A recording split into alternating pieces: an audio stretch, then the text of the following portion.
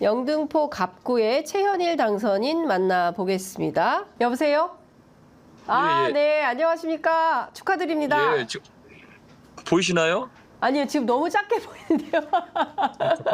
잠깐만. 이게- 들리시나요? 네, 소리는 들리는데 화면이 너무 잠깐만요. 조그맣게 이게 보여가지고 어떻게 잠깐만요. 할 줄 모르시나 보다. 잠깐만요. 네. 자, 네. 이게 화면이 안 보이는데 잠깐만요. 괜찮습니다. 천천히 하십시오. 저희 시청자분들은 다 이해합니다. 네. 예. 잠깐만요. 예. 네. 잠깐만요. 자, 예, 지금 영등포 갑구의 당선인입니다. 최현일 당선인 만나보고 있습니다. 지금 화면이 맞습니다. 조금 아주 작게 나와서 네네네. 잠깐만요.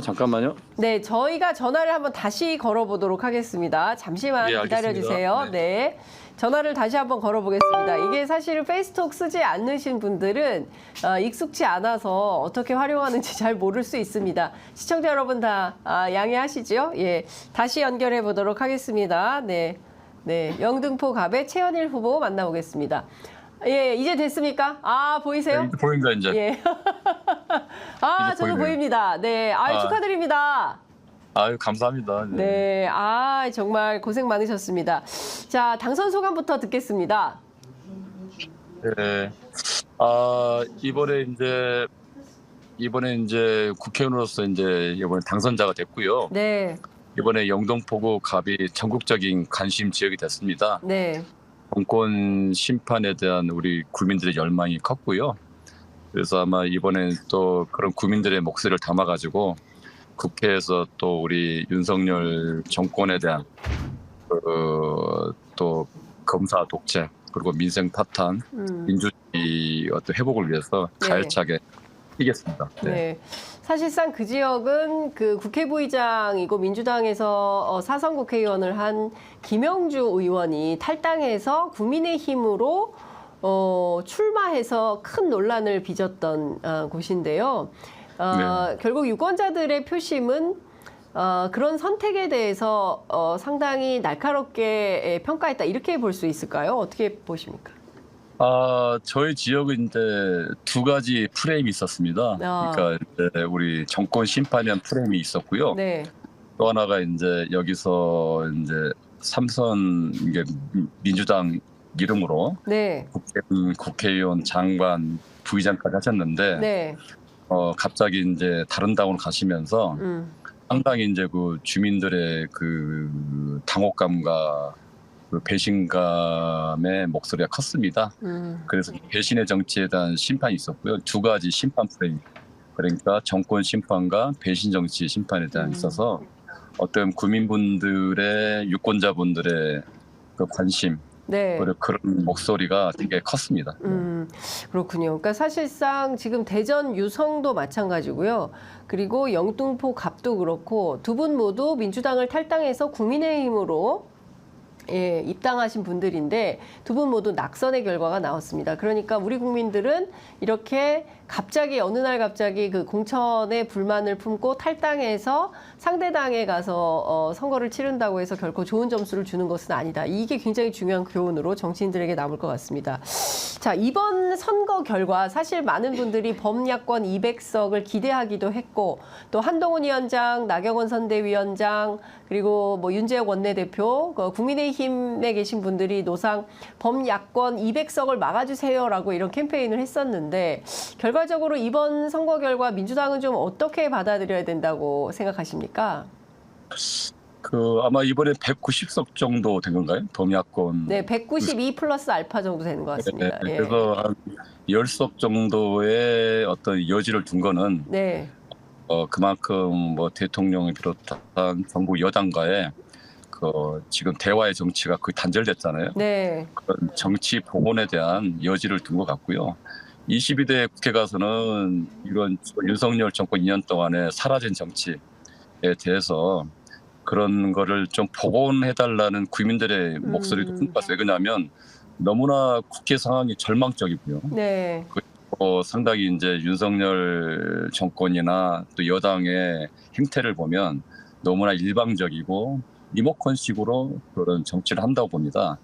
검사 독재라는 얘기가 나올 정도로. 그래서 22대 국회는 이제 윤석열 정부 3년 차인데 네. 좀 더 겸허하게 야당 대표도 만나면서 협치도 하고 또 본인들이 원하는 것도 야당의 도움을 받아서 추진하고 네. 특히 우리 국민들이 바라는 또 우리 민주당이 바라는 정책이나 사업들에 대해서 네. 통 크게 받아주는 어떤 대화와 협치도 이제 필요하다는 의미에서 열석의 여지를 남겨둔 거 아닌가라는 생각이 듭니다. 네.